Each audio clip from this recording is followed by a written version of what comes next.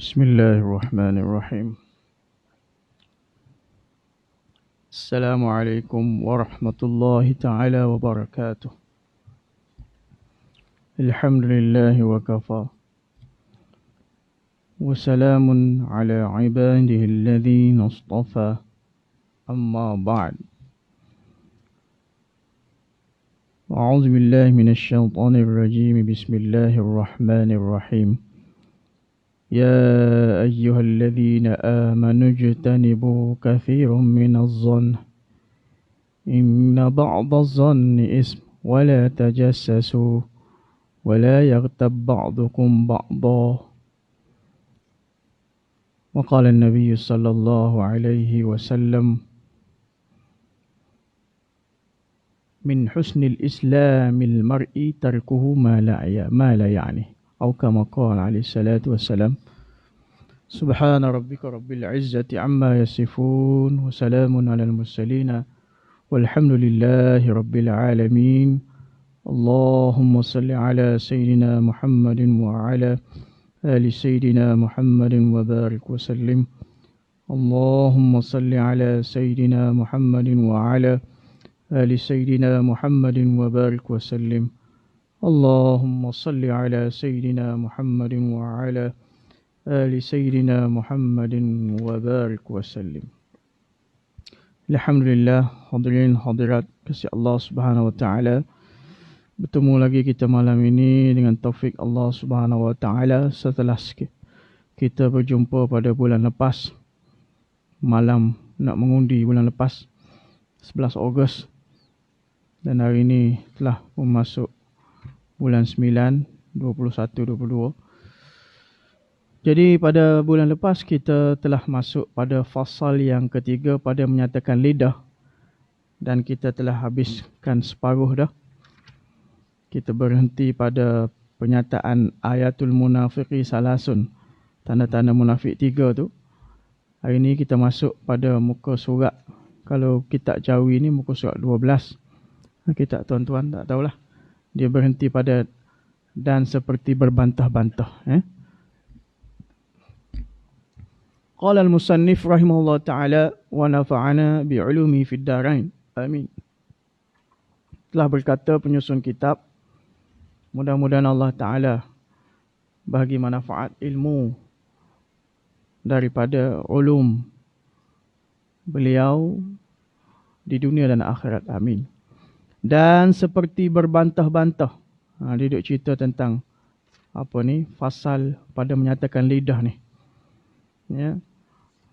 Benda-benda yang dilarang dalam perkataan ini malam ini masuk. Dan seperti berbantah-bantah dan berkata-kata pada barang yang tiada memberi faedah. Sabda Nabi SAW, min husnil islamil mar'i tarkuhu ma la ya'nih. Artinya sesetengah daripada keelokan Islam seseorang itu meninggalkan ia orang Islam tadi akan barang yang tiada memberi manfaat akan dia pada dunia atau akhirat. Jadi pengarang kitab nak bagi tahu kita ni, hendaklah kita jaga lidah perkataan kita ni. Jangan kita terlepas cakap. Jangan kita mengumpat sebelum itu dia cakap. Jangan kita menyalahi janji yang kita buat. Dan malah ini pula dia kata jangan seperti berbantah-bantah dan berkata-kata pada barang yang tidak memberi faedah.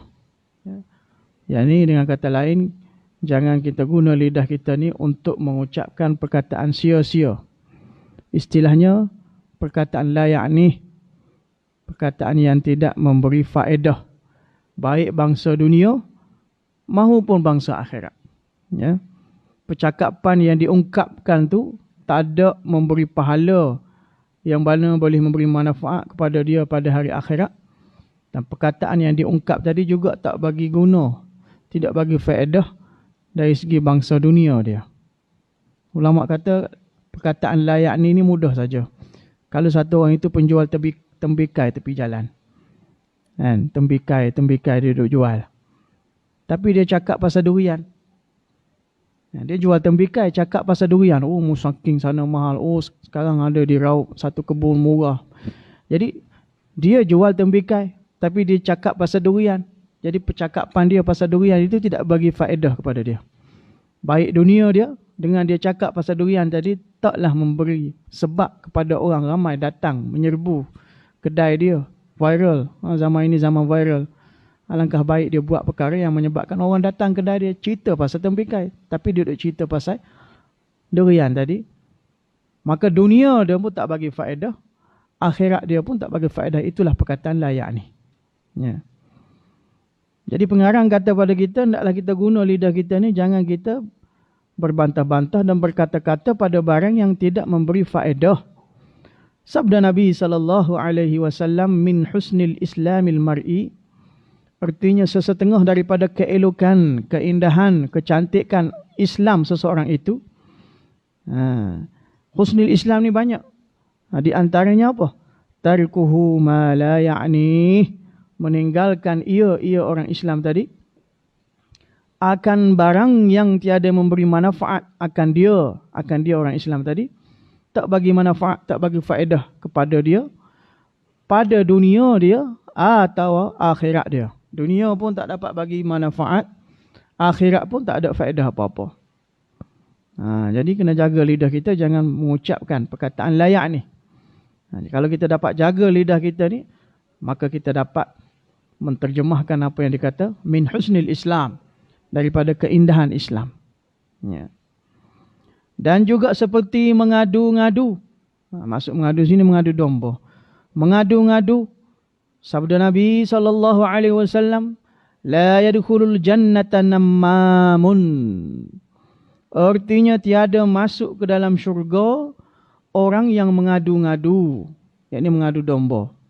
Dijelaskan apa lagi maksud an-nammamun, mengadu itu, yakni mencerita akan dia oleh Al-Bukhari dan Muslim.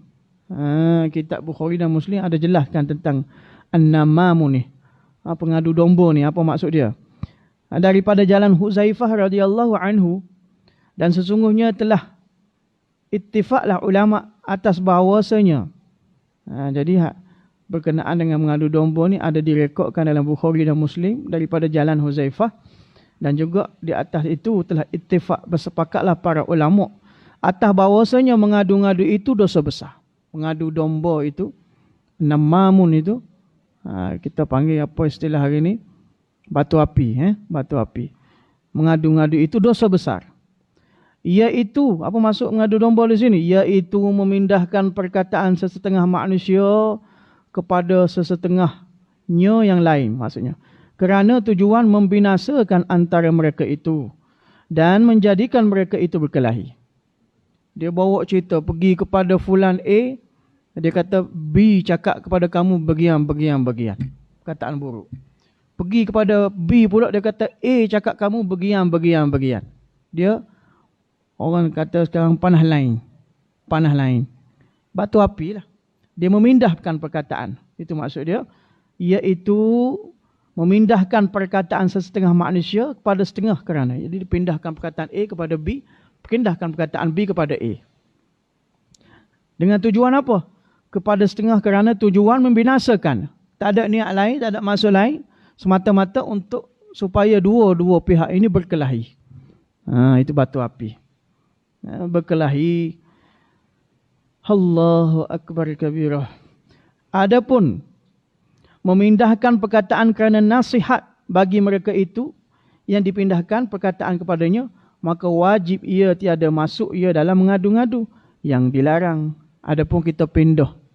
Hari itu begitu ada cerita, dia termasuk dalam bohong sunat kan. Dua orang yang bertelagah berkelahi, lama mana dah tak bertegur siapa selama ini, maka kita pindahkan perkataan, kata fulan A tadi dia ada cakap baik pada kamu, dia ada puji kamu, kan? Pergi kepada fulan B pula, kan?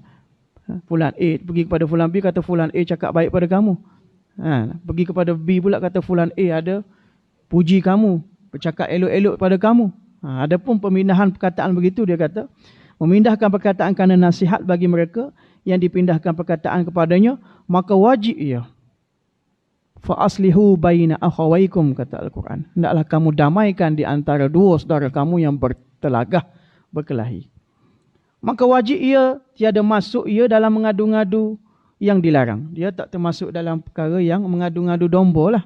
Sebab tujuan dia adalah islah. Islah di antara dua pihak yang berkelahi tadi. Dan ketahui olehmu bahawasanya lidah itu sebaik-baik anggota dan sebesar-besarnya daripada kejahatan. Lidah ni dia boleh jadi sebaik-baik anggota dan dia boleh jadi sebesar-besar kejahatan. Bermula daripada jirmun saghirun, dalam hadis Nabi sallallahu alaihi wasallam menyebut jirmun saghirun, jismun saghirun, jirmun kabirun. Jisim dia kecil tapi dosa dia besar kalau kita tak jaga. Yakni lidah. Sebesar-besarnya daripada kejahatan, maka lazimkan olehmu akan memeliharanya lidah. Maka lazimlah kepada kita kena jaga lidah kita ni. Jangan duk leza sangat. Akan memeliharanya lidah dan tiada menolong akan dikau atas sejahtera daripada kebinasaannya.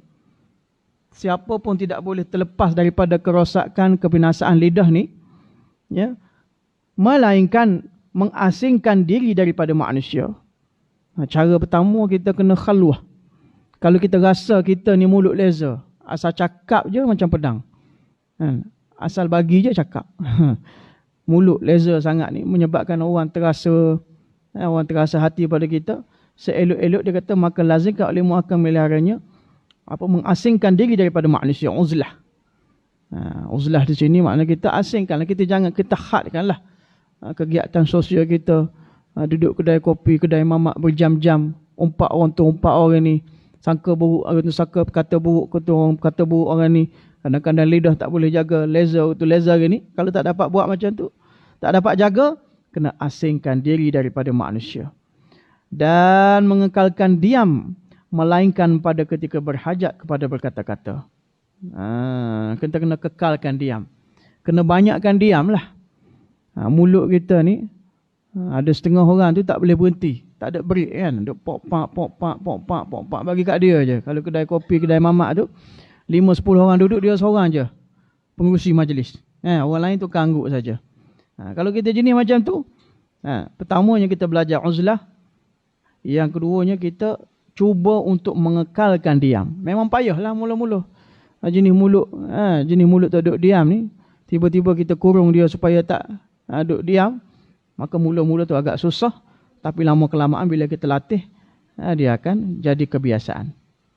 Maka dia kata mengekalkan diam, melainkan pada ketika berhajat kepada berkata-kata. Kecuali kita nak berkata-kata lah. Ketika berhajat kita untuk berkata-kata tadi, gunakanlah, tak ada masalah. Seperti apa? Seperti belajar dan mengajar. Kita belajar. Kita belajar ni kadang-kadang berhajat kepada nak bertanya. Maka kita bertanya, maka bolehlah guna lidah. Ataupun mengajar. Macam saya sekarang, kena cakap banyak lah. Kalau tak cakap, orang tak faham, tak jelaskan, orang tak terang. Jadi, kecuali ketika kita berhajat kepadanya, yang ini berhajat kepada berkata-kata. Seperti belajar dan mengajar dan memberi nasihat. Kita belajar, kita mengajar, nak beri nasihat. Kita sebagai cikgu, ustaz, nak bagi nasihat kepada anak murid, anak isteri, ya, masyarakat. Waktu itu kita guna lidah kita untuk belajar, mengajar dan memberi nasihat. Bersembah oleh Muaz bin Jabal radhiyallahu anhu. Yakni satu kali Muaz bin Jabal telah datang menghadap baginda Nabi sallallahu alaihi wasallam. Muaz kata apa? Hai Rasulullah. Hai Rasulullah. Berpesan olehmu akan daku. Huzaifah minta Rasulullah bagi wasiat, bagi pesanan. Hai Rasulullah, berpesan olehmu akan daku. Maka bila dia minta Rasulullah bagi wasiat dan nasihat, maka mengeluarkan oleh Rasulullah sallallahu alaihi wasallam akan lidahnya yang maha mulia. Huzaifah minta Nabi bagi nasihat, Rasulullah keluarkan lidah. Keluarkan lidah baginda, lalu bersabda. Dan bersabda, ya Rasulullah. Nasihat aku kepada kamu hari ini adalah, tahan olehmu atas engkau akan ini. Nabi tunjuk. Nabi keluarkan lidah, tahankan oleh engkau akan ini lidah. Kamu kena jaga lidah ni, kamu kena tahan lidah ni. Ini nasihat aku kepada kamu. Tahan olehmu atas engkau akan ini lidah. Artinya lidah engkau. yang seperti lidah aku ini. Mana lidah engkau kena tahan, kena jaga seperti mana lidah aku ini. Hendaklah engkau tahan akan dia lidah daripada berkata-kata dengan perkataan yang dilarang. Kamu kena jaga, kamu kena tahan lidah kamu daripada bercakap benda yang dilarang Allah dan Rasul. Benda yang sia-sia, benda yang mengumpat dunia, yang benda yang berkata buruk pada orang lain. Yang dilarang. Dan adalah Sayyidina Abu Bakar Siddiq radhiyallahu anhu memegang ia akan lidahnya. Satu kali Abu Bakar Siddiq, dia keluar lidah, dia pegang. Dia pegang lidah dia tu. Dan berkata ia Abu Bakar, inilah yang mendatangkan akan daku pada segala tempat kebinasaan. Abu Bakar kata, inilah punca segala kerosakan ni. Mata aku jadi rosak, tangan aku jadi rosak, kaki jadi rosak. Inilah punca dia ni. Tempat punca dia lidah lah, kata Abu Bakar Siddiq radhiyallahu ta'ala. Yang mendatangkan akan daku pada segala tempat kebinasaan. Berkata oleh syair, yakni penyair, pernah berkata, luka dengan sebab lembing sembuh dengan mudah, tetapi tiada sembuh yang dilukakan dengan lidah. Nak bagi tahu, kalau satu orang itu kena lembing, kena tangan, kena kaki dia, luka. Luka tu boleh sembuh dengan mudah, tak ada masalah. Zaman dulu letak apa, sapu daun kapal terbang. Tahu? Pernah duduk kampung, ada daun kapal terbang. Kan? Hancur-hancurkan dia keluar buih sikit, letak. Boleh sembuh, tak ada masalah. Tetapi tiada sembuh yang dilukakan dengan lidah. Luka dengan lidah ni, Allahu Akbar. Dia tak sembuh dengan mudah, makan tahun. Kadang-kadang tak sembuh. Sebab itu dalam hadis, Nabi SAW bersabda, Al-Muslimu man salimal muslimuna min lisani wa yadih. Orang Islam yang sebetul-betul Islam adalah orang yang mana selamat lidahnya dan tangannya. Min lisani wa yadih. Lidah dan tangannya terhadap muslim orang lain, muslim yang lain. Maknanya tangannya tak digunakan untuk menyakiti orang lain. Lidahnya tak digunakan untuk berkata-kata buruk pada orang lain. Itulah orang Islam dalam erti kata yang sebenar. Dalam hadis ni disebut min lisani wa yadih. Yang mana lidahnya tak menyakiti orang lain dan tangannya tak menyakiti orang lain. Kenapa disebut lidah dulu? Di sini ada noktah dia. Kerana lidah ni dia ada beberapa sebab lah. Satunya, kalau kita bergaduh dengan orang lain, kalau bergaduh dengan orang lain, sama one by one kan. Dia perlu one by one, dia kena depan-depan. Tapi lidah ni tak perlu duduk depan-depan. Telefon sekali saja. Kawan tu duduk Amerika, kawan tu yang nak dikata tadi duduk di Malaysia. Dia angkat telefon, dia kata sekali, hei bodoh. Kena bodoh sekali. Dah masuk dalam hati, cedera dalam hati bertahun-tahun. Tak perlu duduk depan-depan pun. Itu lidah. Satu kali dalam majlis, satu orang syekh dalam majlis zikir, dia duduk bercerita tentang kelebihan zikir Allah. Allah, menyebut nama Allah. Dan ini kelebihan dia, fulan, kelebihan dia, fulan, kelebihan, sebut nama Allah. Satu orang, Syekh Ali Abu Sina, waktu itu dia masih terperangkap dengan ilmu falasafah dan sebagainya. Dia pun timbulkan iskal, kritikan. Dia kata hanya satu lafaz Allah, begitu banyak kesan dia, fadilat dia, bagian. Jadi Syekh itu pun, dia kata, hei Kaldai, duduklah kau. Dia kata apa? Pada Syekh Abu Ali Sina tadi, hei Kaldai, duduk. Maka dia merah padam muka. Dia Syekh yang besar, tiba-tiba di depan majma' yang ramai, di audien yang besar, kata dia Kaldai. Maka merah padam muka dia. Maka waktu itu dia kata, hoi Syekh, berani kamu kata aku Kaldai. Maka Syekh itu kata, tengok aku hanya cakap kamu Kaldai saja telah bagi kesan kepada kamu. Bayangkan, sebut nama Allah, betapa banyaknya kesan kepada manusia. Baru dia faham. Jadi nak ceritanya kesan lidah ni tuan-tuan, walaupun sedikit perkataan kita kadang-kadang tak perasan pun. Kadang-kadang dengan rumah tangga kita, dengan isteri kita kan, dia keluar main ikut dan je. Tapi benda tu menyebabkan isteri kita simpan dalam hati. Makan tahun. Lepas 5 tahun tu bagi tahu. Bila kita suruh declare apa abang buat salah selama ini, bagi tahulah abang tak marah. Isteri pun macam tu juga. Dia pun keluar 5 tahun lepas, abang ada cakap dalam keadaan marah, cakap saya ni macam ni, macam ni. Oh, kita baru, tak perasan ya. Rupanya dia rasa hati. Sedangkan kita cakap waktu itu, kita anggap itu sebagai bergurau saja. Ini kesan lidah. Sebab tu dia kata, luka dengan sebab lembing sembuh dengan mudah. Tetapi tiada sembuh yang dilukakan dengan lidah. Jadi jagalah lidah kita. Dia lebih tajam dari pedang, lebih tajam daripada laser. Dan hendaklah engkau ingat akan bahawasanya perkataan yang baik itu mendatangkan petunjuk bagi segala anggota. Jadi dia bermula daripada lidah. Bila kita cakap perkataan yang baik, maka yuslih lakum a'malakum ya ayyuhallazina amanu qulu qawlan sadida, kata Allah Taala. Wahai orang beriman, hendaklah kamu ucap perkataan yang baik. Qulu qawlan sadida, ucap perkataan yang baik. Apa faedah dia? Yuslih lakum a'malakum. Allah Ta'ala akan islahkan amalan kamu. Amalan mata kamu akan jadi baik, amalan telinga akan jadi baik, tangan akan jadi, kaki akan jadi baik. Pokok puncanya adalah lidah. Sebab tu dia kata, hendaklah engkau ingat akan bahawasanya perkataan yang baik itu mendatangkan petunjuk bagi segala anggota.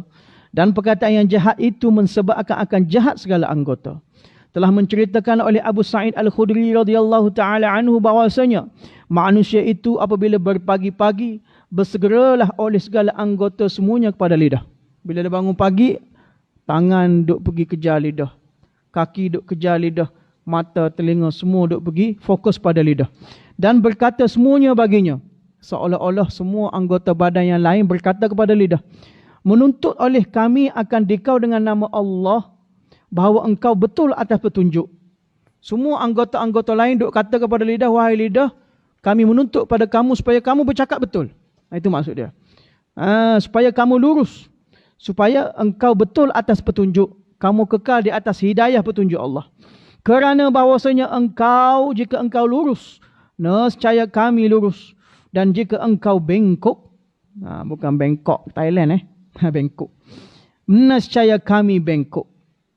Jadi anggota lain, mata, telinga, tangan, kaki semua duk kata pada lidah-lidah, kamu berpagi-pagi ni kamu dulu kena betul. Cakap mana cakap dulu kalau betul, kena betul. Kalau cakap rosak, bengkok, anggota yang lain, mata juga turut akan jadi bengkok, telinga akan jadi bengkok, kaki, tangan semua akan jadi bengkok. Tapi kalau kamu betul, percakapan kamu betul, mata akan jadi betul, telinga, kaki, semua anggota lain turut akan menjadi betul. Itu dia. Dan berkata oleh Malik bin Dinar rahimahullahu ta'ala, apabila melihat engkau akan keras pada hati engkau, dan lemah pada badan engkau, dan tertegah pada rezeki engkau, Malik bin Dinar kata, maka ketahuilah olehmu bahawasanya engkau telah berkata-kata pada barang yang tiada memberi manfaat akan dikau, manfaat dunia ataupun akhirat. Kita kena cek diri kita ni. Kalau Malik bin Dinar ni rahimahullah, dia kata hari-hari kalau kita rasa hati kita keras, hati keras, badan pun lemah, nak berzikir, nak murakabah, nak belik baca Al-Quran, bangun tahajud pada lemau, hati jadi keras, kan? Dan tertegah pada rezeki pula sempit, buat bisnes macam-macam tak jadi, buat projek, kontrak sana sini, payment yang lambat bayar, rezeki tertegah. Kalau ada banyak pun cepat keluar, tak dan hujung bulan, minggu pertama dah habis. Maka kata Malik bin Dinar, hendaklah kamu cek apa? Maka ketahuilah olehmu bahawasanya engkau telah berkata-kata pada barang yang tiada memberi manfaat akan dikau. Kita cek lidah kita ni. Lidah kita duk meraban kok mana? Adakah lidah kita gunakan untuk dakwah manusia kepada Allah, ataupun yang kedua kita guna untuk berzikir kepada Allah, ataupun kita guna untuk tilawat Al-Quran, ataupun sebaliknya kita guna lidah kita ni dalam perkara yang sia-sia, yang tidak bagi manfaat kepada dunia maupun akhirat kita. Jadi orang yang suka banyak cakap banyak ni, bla bla bla bla, man kathara kalamuhu kathara khata'uhu. Barang siapa yang banyak bercakap, banyaklah salahnya. Orang suka banyak bercakap ni, akan banyaklah salah dia. Maka dia bagi kesan pada hati yang akan menjadi keras. Dia keras hati tak nantilah mana. Keras hati ni tanda bila orang berdoa ramai-ramai, orang sebelah kita boleh menangis-nangis, bercucuran air mata, kita dia relax je. Seolah-olah bukan hati yang kita kandung, tapi batu yang keras yang kita kandung. Orang lain boleh menangis. Kadang-kadang Kita melihat orang menangis, kita boleh menangis. Tapi kerasnya hati kita, orang menangis tepi kita, kita buat tak. Tak boleh menangis. Itu tanda hatinya keras. Ya, hati keras. Fatala alaihimul amad faqasat qulubuhum. Dalam surah lain Allah Ta'ala sebut, fatala alaihimul amad. Mereka duduk dalam keadaan lalai yang panjang. Faqasat qulubuhum, lalu keraslah hati mereka. Di antara sebab hati jadi keras, bila duduk dalam keadaan lalai, alpa ghaflah. Dosa tak buat dah, alhamdulillah, dosa besar, dosa kecil, sebaik mungkin kita jaga, tapi ghaflah itu. Lalai itu. Tengok sendirilah kehidupan masing-masing, apa yang menyebabkan kita jadi lalai ni. Benda apa yang melalaikan kita daripada Allah Subhanahu Wa Taala ni. Jadi duduk dalam keadaan lalai yang lama boleh menyebabkan hati jadi keras. Kemudian wayat ma'alladzina fi qulubihim, di antara alamat hati keras bila mana masih lagi ada keinginan dalam hati kita, tamak, keinginan, hiris dalam hati kita untuk bercakap-cakap dengan wanita bukan mahram kalau lelaki. Kalau perempuan dengan lelaki bukan mahram ni. Ada lagi perasaan mari nak sembang-sembang, nak chatting-chatting, nak call-call. Kalau ada keinginan lagi, mana itu maksudnya? Wa yatma'alladzi fi qulubihim maradun. Dalam hati mereka ada penyakit. Apa maksud penyakit sini? Darah tinggi ke? Gauk ke? Tak, penyakit hati tadi. Jadi, di antara punca kerasnya hati, banyaknya bercakap sia-sia. Dan yang kedua dia bagi tahu sini apa? Badan jadi lemau, nak bangun semayang, jadi malas, nak berzikir, jadi malas. Kalau pegang telefon laju pula. Lepas sejam, lepas sejam. Itu alamat hati keras. Dan terteguhnya rezeki. Dan ketahui alimu bahawasanya perkataan engkau itu ada kalanya taat atau maksiat. Perkataan kita ni. Kadang-kadang dia jadi taat, kadang-kadang jadi maksiat. Atau yang harus, yang sia-sia. Kadang-kadang dia perkataan yang harus. Tapi dia sia-sia. Maka jika ia taat, kalau perkataan kita itu taat, seperti menyuruh dengan mengerjakan kebajikan dan melarang daripada kejahatan. Itu perkataan yang taat. Maka padanya pahala yang besar. Kalau perkataan kita ni guna untuk ketaatan, maka dapat pahala yang besar. Dan jika ada ia perkataan tadi maksiat, maka padanya seksa yang tiada engkau kuasa menanggungnya. Kalau perkataan kita tadi perkataan dusta, perkataan mengumpat, perkataan mengeji, menghina orang, maka dia akan jadi apa? Seksa yang tiada engkau kuasa menanggungnya. Sabda Nabi SAW, wa hal yakubbun nas ala wujuhihim aw manakhirihim illa hasaidu alsinatihim. Artinya dan tiada mensembamkan, perkataan dia mensembamkan. Perkataan petani. Bahasa petani Kelantan, sembam, tahu sembam. Sembamkan muka. Kita panggil humbam kan? Bahasa kita humbankan. Ini bahasa petani mensembamkan. Menghumbankan akan manusia atas muka. Yang humban melalui muka. Mereka itu atau atas hidung mereka itu. Mana? Sembam, humbang kok muka lah. Melainkan barang yang berkata-kata mereka itu dengan dia. Dan jika ada perkataan itu yang harus, yang tiada berfaedah, maka padanya membuat pekerjaan bagi malaikat kiraman katibin dengan barang yang tiada kebajikan padanya. Jadi kalau dia buat perkataan tadi, perkataan yang apa? Perkataan yang maksiat, maka akhirat nanti Allah suruh malaikat humbankan muka kita. Humbankan muka kita dalam neraka Allah Subhanahu Wa Taala. Jika ada perkataan yang harus, yang tiada berfaedah, maka padanya membuat pekerjaan bagi malaikat kiraman katibin dengan barang yang tiada kebajikan padanya. Jadi kiraman katibin tak ada tulis apa yang baik. Tak ada tulis apa. Sebab benda itu yang harus saja. Dengan barang yang tiada kebajikan padanya. Jadi tidak ada kebajikan, tiada pahala baginya. Kiraman katibin tak ada nak tulis apa. Dan mengirim surat kepada Allah Ta'ala yang tertulis dalamnya perkataan yang sia-sia. Jadi dia malaikat kiraman katibin dia catat kalau kita cakap perkataan yang walaupun harus tapi sia-sia. Jadi malaikat kiraman katibin dia tulis rekod amalan kita tu, dia hantar kepada Allah Ta'ala yang tertulis dalamnya perkataan yang sia-sia. Dan membacanya malaikat di hadapan Allah Ta'ala pada hari kiamat. Dia akan baca ni fulan duduk saja-saja, dia mengumpat, dia ada perkataan sia-sia, tidak berzikir pada Allah Subhanahu Wa Ta'ala pada hari kiamat. Pada ketika haru-hara, perkataan dia haru, kita sebut huru-hara kan, ni haru-hara yang sangat besar, lagi pada ketika lapar dan dahaga dan bertelanjang, wallahu a'lam. Jadi pada hari kiamat nanti, malaikat akan baca di depan Allah Subhanahu Wa Taala, fulan dia duduk sia-sia tanpa berzikir, tanpa tilawat, tanpa dakwah. Kenapa disebut dalam hadis, setelah masuk syurga pun penduduk syurga tidak ada lagi menyesal apa-apa dah atas dunia ni. Yang telah berlalu. Melainkan lorong-lorong jalan-jalan yang dilaluinya tanpa zikrullah. Masih menyesal lagi. Masuk syurga dah ni. Ada bidadari dah ni. Nikmat bermacam-macam kiri kanan atas bawah dah. Tapi menyesal atas dunia dulu. Aku duduk di antara maghrib isyak di surau PPIM Bukit Jalil ni. Tak baca Quran, tak baca zikir, duduk saja-saja. Menyesal, alangkah baiknya kalau aku isi waktu itu di antara maghrib dan isyak dengan perkara yang beri faedah. Duk main menyesal lagi dalam syurga. Allahu Akbar. Rugi tuan-tuan, rugi. Jadi kenapa? Pada hari kiamat nanti ketika huru hara yang sangat besar, lagi pada ketika lapar dan dahaga dan bertelanjang, wallahu a'lam, masuk pada menyatakan perut. Dah masuk isyak belum? Belum. 6 minit apa kita teruskan. Fasal yang keempat, pada menyatakan perut. Kita habis dah telinga, mata, dan sebelum ini perkataan, masuk fasal yang baru. Fasal yang keempat pada menyatakan perut pula. Ni perut ni ramai orang fail ni. Ketahuilah olehmu bahawasanya Allah Ta'ala menjadikan ia perut. Bagi engkau akan perut. Menjadikan ia Allah Ta'ala. Bagi engkau akan perut. Kerana beberapa faedah yang bangsa agama, yakni bangsa akhirat, dan beberapa faedah yang bangsa dunia. Perut ni kalau kita kena jaga elok dia betul-betul, dia bagi faedah untuk bangsa akhirat dan juga bangsa dunia.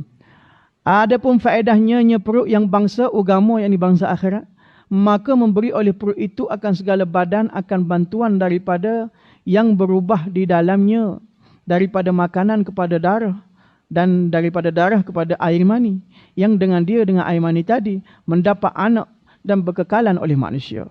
Jadi di antara faedah perut bangsa akhiratnya, dengan perut tadi kita makan makanan yang halal, yang tayyibah.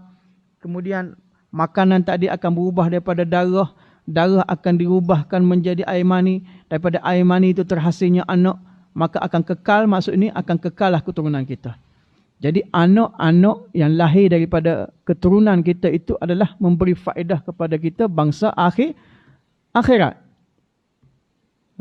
Yang mana disebut dalam hadis Nabi, iza mata, bila matinya seseorang, in qata amalu, akan putuslah amalannya, melainkan illa min salas, kecuali 3. Di antaranya sadaqatun jariyah, sedekah yang berterusan. Yang kedua ilmu yang bermanfaat. Dan yang ketiga waladun soleh, anak yang soleh yang mendoakannya.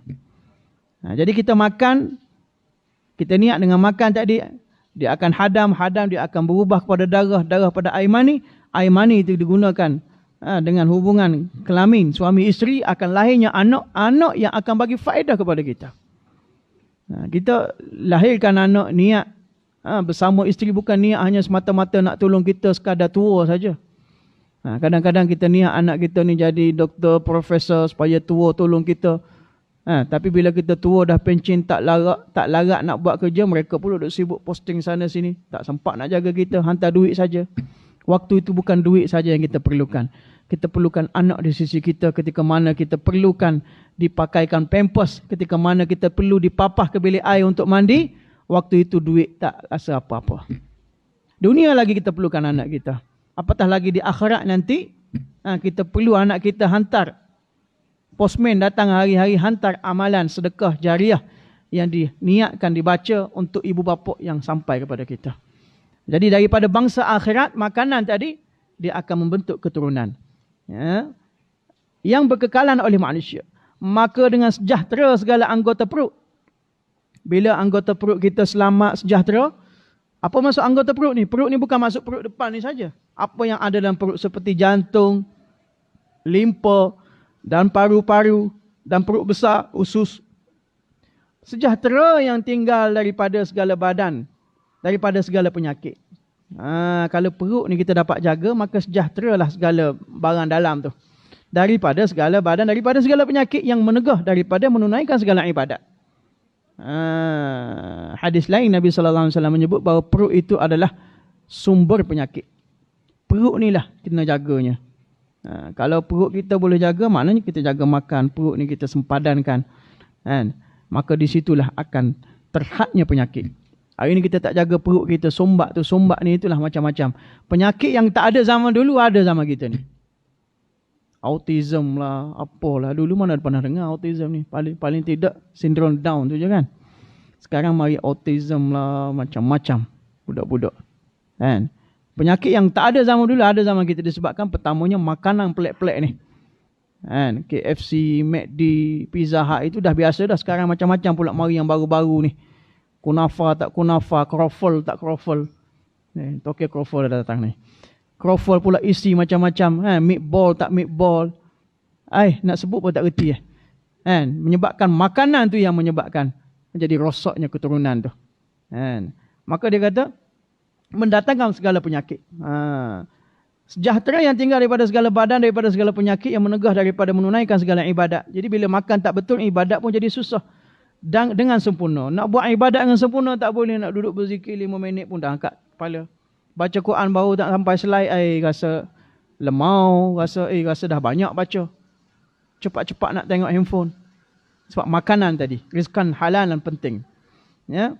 Menyempurnakan. Kenapa? Menunaikan segala ibadat dengan sempurna, dan ada pun faedahnya yang bangsa dunia. Perut ni daripada sudut bangsa dunia dia bagi faedah apa? Maka menyempurnakan kesedapan segala makanan dan minuman dan jimuk. Perut ni bila kita jaga dari bangsa dunia, kita dapat sedap lah. Kesedapan dari segi makanan kita, dari segi minuman kita dan jimuk. 3 perkara ni. Kerana ketiga-tiganya, apa 3 perkara? Makanan, minuman dan jimuk. Ketiga-tiganya itu adalah ia pada ketika sihat perut. Maknanya kesedapan makan, kesedapan minum, kesedapan jimuk bila? Bila mana perut kita elok. Bila perut kita tak sakit. Kerana ketiga-tiga adalah ia pada ketika sihatnya perut. Dan bermula mensyukur akan nikmat perut ini, memeliharanya perut daripada makanan yang haram. Cara kita nak syukur Allah Ta'ala bagi nikmat perut pada kita ni, pertamanya kita kena pelihara lah. Jagalah daripada makanan yang haram pertamanya, dan yang syubhah. Makanan haram ni ramai orang boleh jaga. Ya? Tapi yang syubhah tu. Syubhah ni makna tengah-tengah. Nabi SAW bersabda, Al-halalu bayyinun, wal-haramu bayyinun. Makanan ataupun perkara yang halal itu jelas. Wal-haramun bayyinun, yang haram itu jelas. Pergi kedai-kedai, market, mall dan sebagainya, dia tulis al-halal. Maka jelas. Dia tak tulis haram kan? Satu lagi kaedah tulis haram. Yang tak tulis haram itu semua halal. Itu lagi senang kan? Cari-cari haram. Bahaya ni. Ni semua halal. Kan? Kaedah terbalik. Tapi hak tengah-tengah syubhah tu, dia bercampur. Wa bainahuma, kata Nabi SAW, di tengah-tengahnya syubhat, mutasyabihat. Benda yang apa? Yang tengah-tengah syubhah. Yang bercampur di antara halal dan haram. Hak tu yang kita kena jaga. Hak tu hak payah tu. Maka disebab di sini dia kata, dan bermula mensyukur nikmat perut itu yang melihara daripada makan yang haram dan yang syubhah.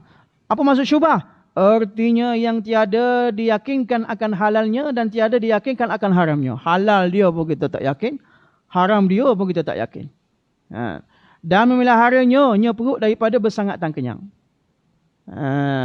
Baru ni 2-3 hari ni seberang kita je kecoh kan, Seri Petaling, makanan clay pot. Nasi chicken rice clay pot. Sedap lah tengok cara masak apa semua. Kan? Tiba-tiba dimasukkan macam kicap. Tengok-tengok kicap tulisan Cina. Rupanya wine. Kan? Itu bukan syubhah lagi dah. Kalau nampak ada cap wine itu bukan syubhah lagi, itu terang-terang dah. Tapi orang kita ni sekarang dia punya tips sekarang, tengok kedai mana kalau ada orang ramai, yang pertama. Yang kedua, kalau ada orang pergi pakai kepiah, pakai tudung, halal lah mana dia. Jadi tanda halal macam tu. Zaman sekarang tak boleh cop macam tu.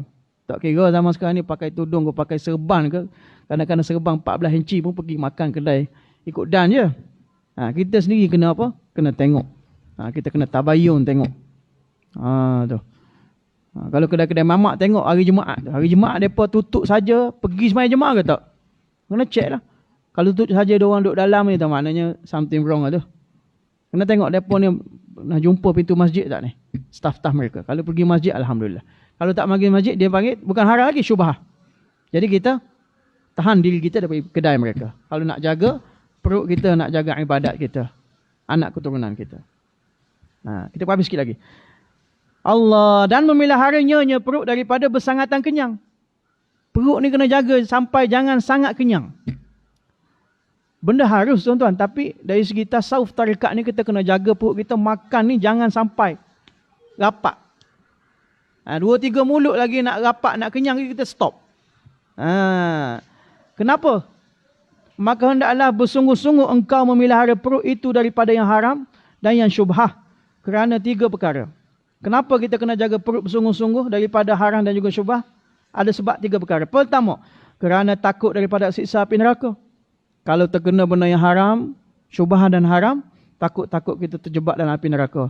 Telah berfirman Allah Ta'ala, Innal ladhina ya'kuluna amwalal yatama zulman innama ya'kuluna fi butunihim nara wa sayaslawna sa'ira. Artinya, bahawasanya sekalian mereka yang makan mereka itu harta anak yatim kerana zalim, hanya makan mereka itu dalam perut mereka itu akan sebab bagi api neraka. Dia bila makan harta anak yatim, hakikatnya dia makan. Makanan itu akan jadi sebab. Sebab apa? Naran. Mereka itu akan sebab bagi api neraka. Selagi akan masuk mereka itu ke dalam api neraka yang menyala-nyala. Wa sayaslawna sa'ira. Dan sabda Nabi SAW lagi, La yadkhulul jannata lahmun nabata min haramin. Artinya tiada dimasuk ke dalam syurga daging yang tumbuh daripada makanan yang haram. Kita makan daripada makanan yang haram, tumbuh daging, tumbuh muscle, tumbuh otot-otot ni daripada makanan yang haram, maka tidak akan masuk dalam syurga. Na'udzubillah min zalik wa na'udzubillah. Dan sabda Nabi sallallahu alaihi wasallam, kullu lahmin nabata min suhbin fannaru awla bih. Artinya tiap-tiap daging yang tumbuh daripada makanan yang haram. Tumbuh daging kita ni, adik-adik sedang membesar ni, dia makin tumbuh daging. Kalaulah daging itu tumbuh daripada makanan yang haram, kata Nabi SAW, maka api neraka itu lebih utama dengan dia. Fannaru awla bih. Layaknya daging yang tumbuh daripada makanan yang haram tadi, nerakalah layak bagi dia. Allah selamatkan kita daripada makanan yang haram. Anak-anak keturunan kita kerana makanan yang haram. Selalunya kita boleh jaga makanan haram. Tapi yang syubhah itu. Kerana apa? Ada di antara hadis Nabi sallallahu alaihi wasallam menyebut juga, kamu tidak akan mencapai tahap takwa yang paling tinggi selagi mana kamu tidak meninggalkan benda yang syubhah tadi. Kenapa yang haram orang boleh elak? Kan? Tapi yang syubhah tu payah.